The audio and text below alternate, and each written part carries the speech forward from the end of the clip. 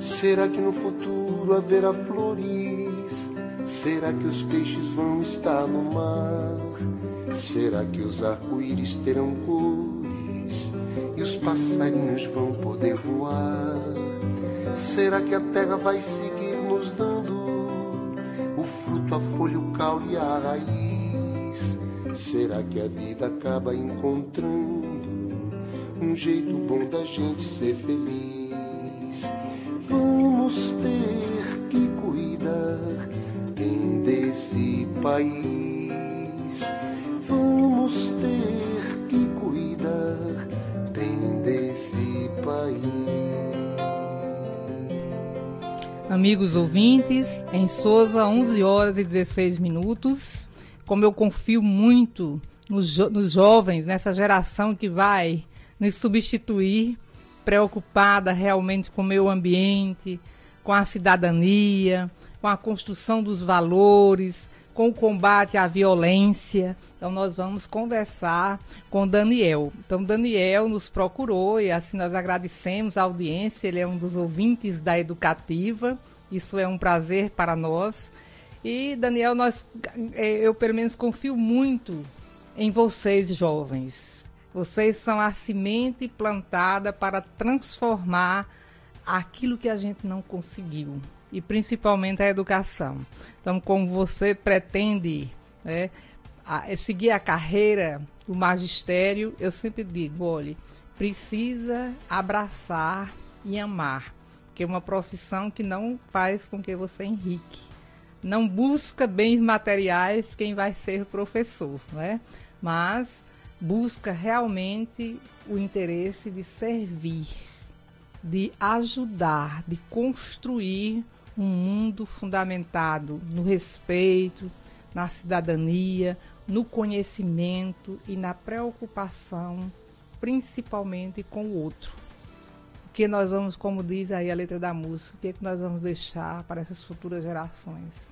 Será que ainda elas vão encontrar, né, o peixe, o ar puro, ainda vão chegar a ter esse ar para respirar?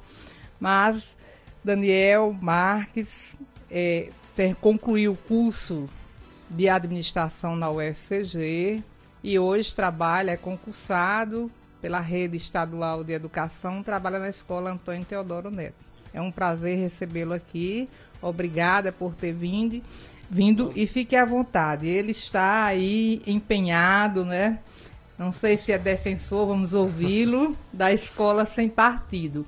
Então, inicialmente, a gente pede que ele se apresente, cumprimente os ouvintes e fale um pouco sobre o que é esse projeto, o que é, como será essa escola, como é que a gente pensa essa educação. Bom dia, Bom Daniel. dia, ouvintes. Bom dia, Neumira, a todos. Agradecer pelo espaço, né, de Neumira, por me receber aqui hoje para falar desse tema que é tão importante e que está sendo muito debatido, com muita polêmica nas redes sociais hoje, em todo o país.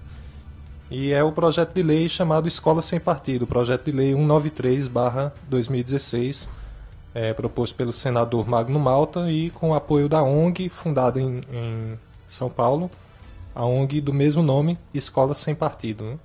E esse debate ele já vem, na verdade, a ONG existe desde 2004 e os projetos de lei têm se multiplicado nesse sentido por todo o país. Inclusive aqui na Paraíba existe um município, é o município de Picuí, que já tem esse projeto aprovado na Câmara. Se não me engano, foi vetado pelo Executivo. E é só um exemplo, também no estado de Alagoas foi aprovado e existem mais de 19 estados onde o projeto está em tramitação de alguma forma, né? Então a tendência é que a discussão se amplie, né? A ONG realmente conseguiu colocar em pauta na sociedade esse projeto para ser debatido. Então, a ONG Escola Sem Partido ela foi iniciativa do advogado Miguel Najib, que também é procurador da República, procurador de Justiça do Estado de São Paulo, e ele era procurado por estudantes que diziam sofrer assédio ideológico ou doutrinação política em sala de aula por seus professores, né? E aí, de tanto entrar com ações, ele decidiu fundar essa ONG para ajudar essas pessoas que passavam por isso, por perseguição política, por doutrinação política em sala de aula. E aí a ONG decidiu lutar através do levante do debate na sociedade e de projetos de lei para que essa situação fosse mudada, né? Então esse mais ou menos é o objetivo dessa ONG.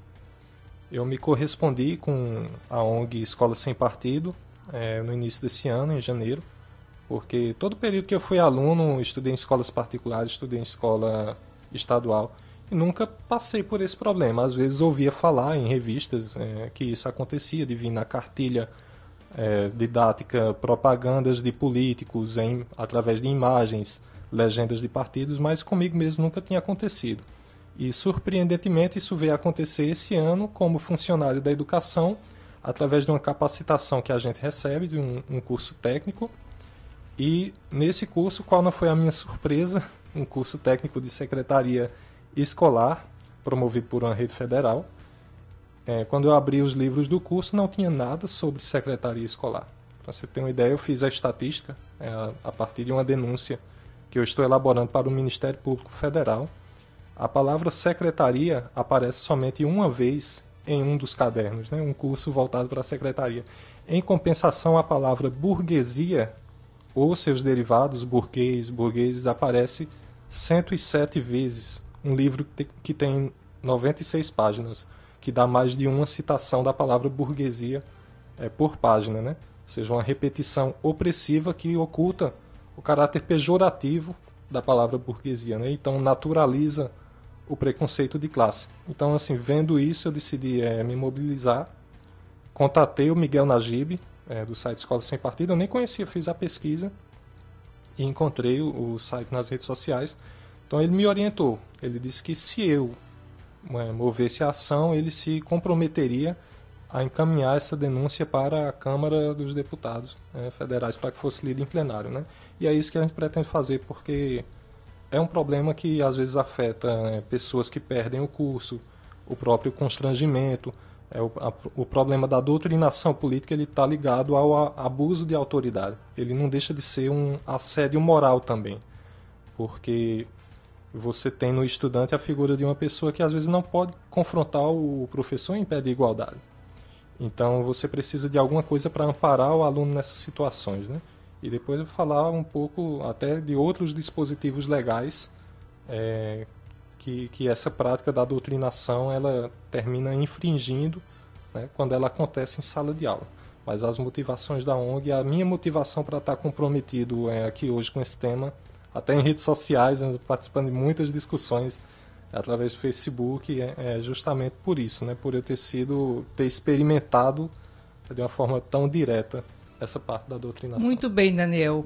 Ouvintes, jovens ouvintes, vejam aí o exemplo de Daniel, argumentando, fundamentando o posicionamento dele. Então, isso é o que a gente tem que fazer.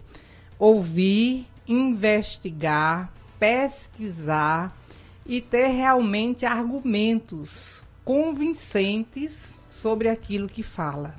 Então, esse deve ser o posicionamento seu, jovem. Primeiro, estudar, fundamentar, porque muitas vezes a gente faz denúncias aleatórias, sem uma estrutura, sem um conhecimento da essência do assunto. Isso é o que é importante. Veja bem, eu já escutei, inclusive, Daniel, quando você colocou aí, eu achei interessante, jovens adolescentes fazendo esses comentários de professor que em sala de aula se posicionam por ideologia A ou B, ou por partido político A ou B. Isso não é possível. Isso fere profundamente a legislação, a ética e a moral. O professor não pode fazer isso. Eu sempre, nas minhas aulas, nunca fugi quando o aluno levantava um ponto para questionar, para discutir com ele, mas de uma forma imparcial, mostrando o que realmente existe para que o aluno tenha a liberdade, não é, de, conhecendo os dois lados, ele se posicionar por ideologia A ou B. Isso ele tem que ter o conhecimento. Agora, quando ele desperta para questionar, Aí você tem que pedir para ele estudar mais, inclusive até a questão dos pais, que muitas vezes, como você colocou aí, é um adolescente, é uma criança que não tem a maturidade para compreender e você insinua. Então o professor tem que ter um posicionamento de coerência, de princípios. Isso é muito importante. A gente coloca aqui, o programa sempre, a gente faz uma reflexão para que os ouvintes também tirem as suas conclusões. A gente não pode querer induzir as pessoas por uma ideia que a gente defende, não é? Com certeza, né? Então é importante isso aí. E você está, eu acho que no caminho correto. Eu pergunto, esse curso foi online ou foi presencial? Isso, é um curso de educação à distância e que ainda está acontecendo. Ele tem 4 períodos, eu estou no segundo. E ele acontece com provas presenciais, mas ele é predominante à distância. São esses cursos que o Ministério sempre oferece para a capacitação dos técnicos, dos funcionários, né? Que a gente considera muito positivos, mas desde que o material não tenha por trás, né, uma intenção diferente daquilo que realmente deve ser. Eu trouxe aqui alguns trechos do material que eu gostaria de ler, se pudesse, só para passar um trecho, assim. Só para passar uma ideia assim do conteúdo no caderno da disciplina Educação, Sociedade e Trabalho, né? Ele traz alguns pontos aqui que eu destaquei. Por exemplo, em alguns momentos ele fala sobre o Estado e as suas instituições. Então aqui eu vou ler. A Justiça, a Polícia, as Forças Armadas são órgãos do Estado responsáveis pela manutenção da ordem burguesa, é claro. As leis foram elaboradas para garantir a propriedade capitalista. Na sua estratégia de construção de uma sociedade socialista, sem explorados nem exploradores, o proletariado deve conquistar o poder e destruir o Estado burguês. Ora, conquistar o poder já não é fácil, quanto mais destruir o Estado com suas leis e suas forças armadas. Realmente. É uma passagem muito dura. É uma passagem assim, para um curso de secretariado, digamos assim, né? Ou para formar técnicos no âmbito de uma secretaria escolar, pelo amor de Deus. Eu não sei nem como foi liberado, como a pessoa tem coragem de preparar um material com esse objetivo. Né? Todo o material tem o selo do MEC e, inclusive, já existe um requerimento em andamento no Senado pedindo uma auditoria do MEC por conta de casos assim de materiais desse tipo que estão circulando no país. Verdade. Realmente, olha, gente, é isso que eu digo. Cada um de nós tem que ser defensor dos princípios fundamentais da cidadania, né, dos valores. Então, quando a gente se depara com um material dessa natureza, com uma situação dessa, realmente a gente não pode calar. A gente tem que falar. Agora, para isso, você tem que buscar subsídios que consolide, né, isso aí, porque também você não pode entrar na justiça, digamos, ou fazer uma denúncia infundada. Elas têm que estar bem fundamentadas. Eu concordo plenamente com isso que você coloca. Então, é importante, gente. Eu acho que essa questão do professor até muitas vezes quando o assunto contrário surge, ele é um impacto à primeira vista, né? Por isso que está sendo tão polêmico. Nós devemos usar as redes sociais com esse objetivo do bem, né? Para questionar, para que mais e mais as pessoas tomem conhecimento daquilo que acontece e realmente temos que combater, porque se é uma ideologia que você está defendendo, usando o material do próprio Ministério da Educação, né? Isso é algo preocupante, não só para você, mas para todos nós. E essa questão que você coloca, nós não estamos distante dela. Eu tomei conhecimento de alguns adolescentes, eu escutei adolescentes e jovens comentando essa postura de professor em sala de aula. Então, professor, tenha cuidado, isso não é possível. Você pode discutir, quer dizer, é democrático o ensino, você pode discutir, você não pode se furtar, agora você não pode conduzir o aluno ou induzir a uma ideologia que você defende, né? É importante que ele se conscientize, que ele tenha conhecimento do que acontece, do que existe em torno daquele assunto para se posicionar. Pois não, Daniel? Então, mais assim, alguma informação que você... inclusive, eles estão querendo colocar na LDB, né? Isso aí. Eu não achava que deveria... Eu acho, no meu posicionamento, que não deveria chegar a isso. Agora, infelizmente, para se tomar uma iniciativa dessa magnitude aí que você está trazendo esse material para a gente, fica difícil a situação. Acho que, de fato, nós protegemos bastante e corretamente as nossas leis maiores, como a 9394, a própria Constituição Federal. A gente é receoso, digamos assim, de que se mexa nesses dispositivos que são os mais importantes, né? Mas, ao mesmo tempo, fica o debate de como lidar com certas questões sem passar por uma atualização ou uma inclusão e, às vezes, realmente ter que fazer isso, né? É um dispositivo, o projeto de lei 193, ele fala de coisas que inovam, de certa forma, para a LDB, como a liberdade de consciência e de crença, como ter isso como destaque, a vulnerabilidade do educando, também são os conceitos, e a neutralidade política, né? Eu traria em paralelo que a LDB traz no seu artigo 33 a neutralidade religiosa e moral, né? Ela veda o proselitismo religioso em sala de aula. Então, isso nos leva ao pensamento de que talvez também fosse possível ter um artigo, um dispositivo vedando o proselitismo político, né? Porque a gente sabe que vedar o proselitismo religioso não impede que haja uma disciplina de religião, não impede que haja o debate religioso. Então, por que vedar o proselitismo político impediria o debate político, né? Então, seria um pensamento paralelo, mas, claro, reconhecendo o lado polêmico, né? Como a senhora falou mais cedo, há um ato de inconstitucionalidade. Eles alegam que o artigo 206 da Constituição, ele diz: o ensino será ministrado com base nos seguintes princípios, né? Inclusive, no 3 ele diz o pluralismo de ideias e de concepções pedagógicas. Isso. Que é bem abrangente, mas a gente entende exatamente que esse debate deve ser esse debate respeitoso, esse debate coerente, ético, que seja, digamos assim, para o crescimento do aluno, do educando, e não para desvirtuá-lo. Isso. Justamente o pluralismo de ideias é o que já está no projeto de lei, no seu artigo 2º, inciso 2, pluralismo de ideias no ambiente acadêmico, né?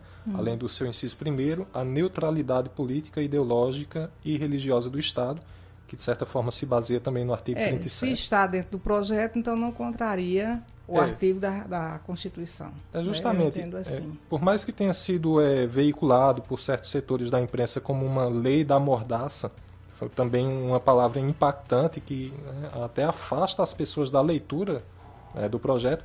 Essa é uma acusação que não encontrou respaldo em nenhum dos artigos, né, do que eu li do anteprojeto. Do projeto. Embora ele fale na questão da opção sexual dos alunos, que diz aqui no parágrafo único do artigo 2º, o poder público não se imiscuirá na opção sexual dos alunos, nem permitirá qualquer prática capaz de comprometer, precipitar ou direcionar o natural amadurecimento e desenvolvimento de sua personalidade em harmonia com a respectiva identidade biológica do sexo, sendo vedada especialmente a aplicação dos postulados da teoria ou ideologia de gênero.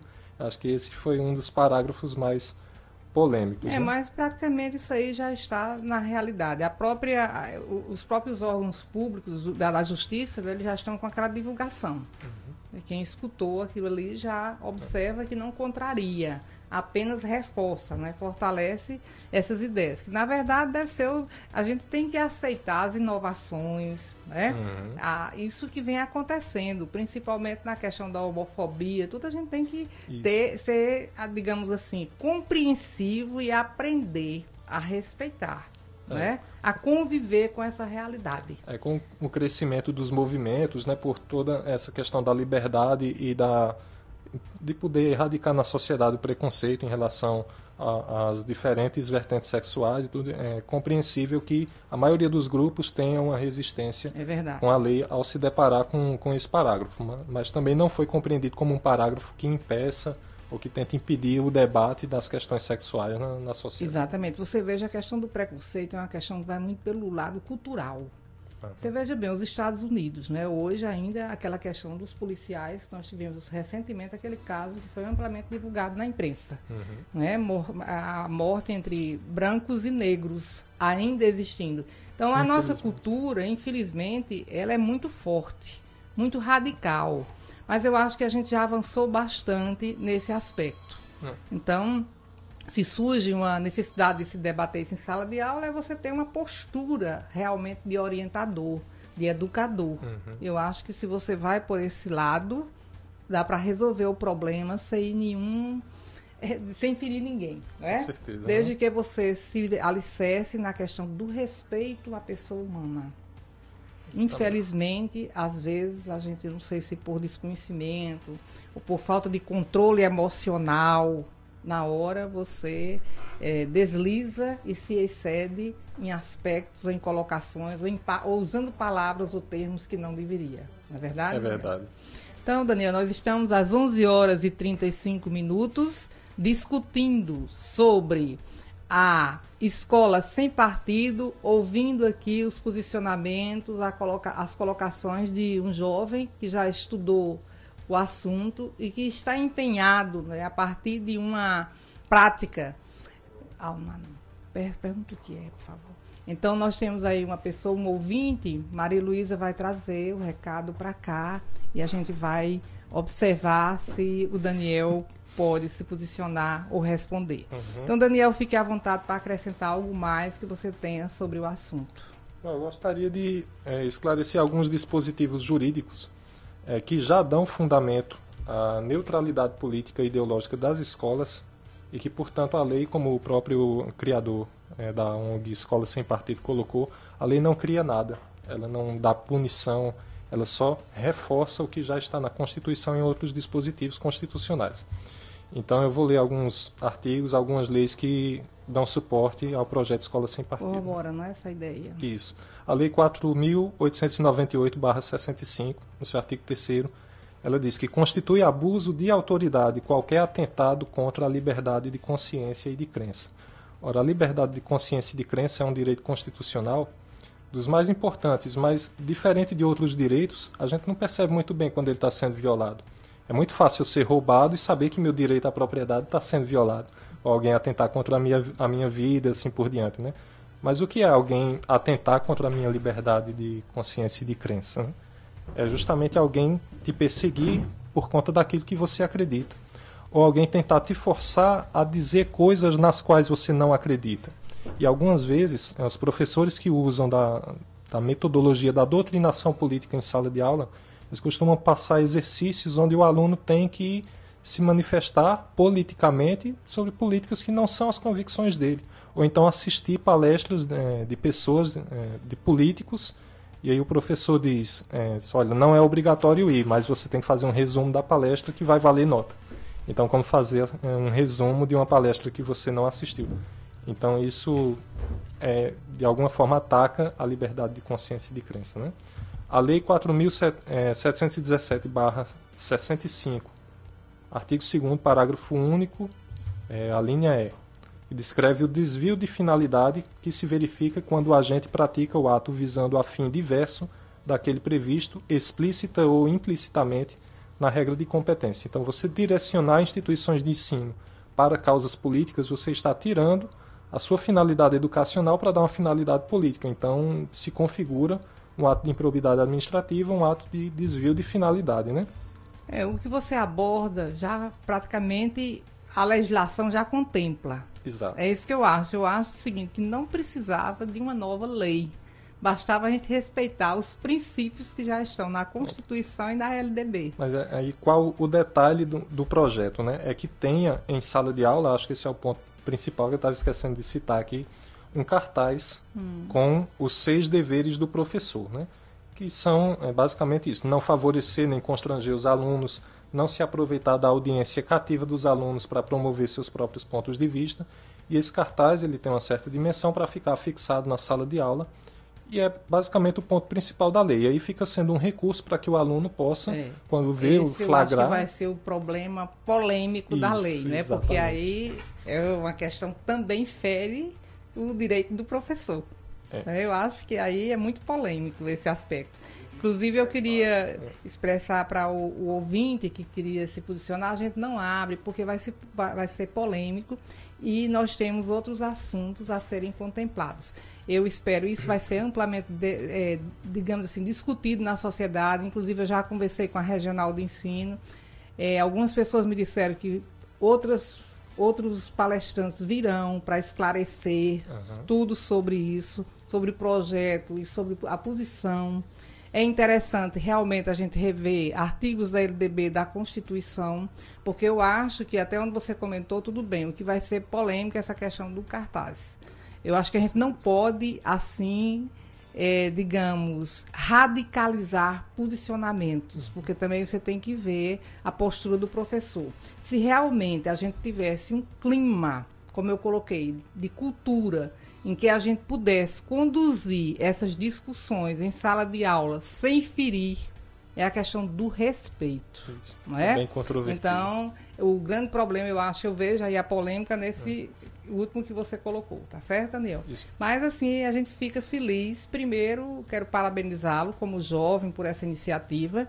Realmente, se você tem esse ideal de ser mestre, né, vai entrar no mestrado, é importante também a questão que você colocou aí, de denunciar sobre o material. Concordo com você nesse aspecto, certo? A gente não pode impor no material didático, desvirtuar o objetivo do material, né? Isso é importante.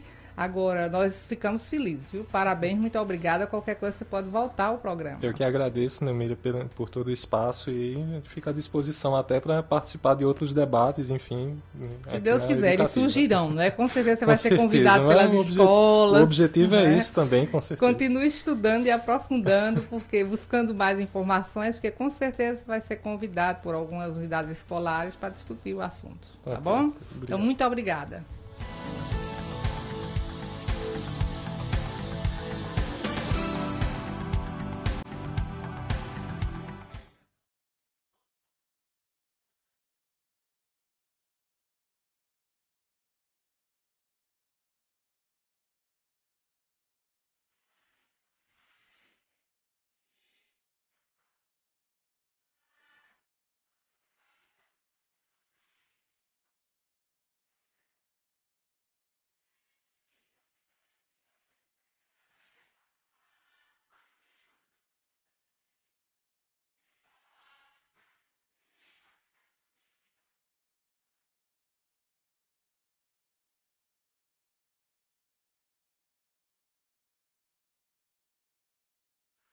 Ouvintes do programa Nas Ondas da Educação, Rádio Educativa 105,9.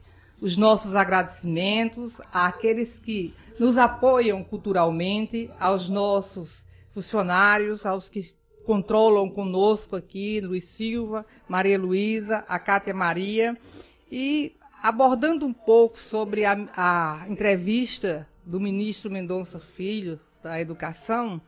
Ele mesmo afirma, né, que não conhece, não tem experiência nessa área, por isso contratou assessores especiais. E ele diz que vai priorizar 2 aspectos: garantir a elaboração de um bom currículo nacional e reformar o engessado ensino médio. Então, nós, desde o ano passado, que estamos conversando aqui com os senhores sobre aquela proposta do currículo nacional para o ensino médio.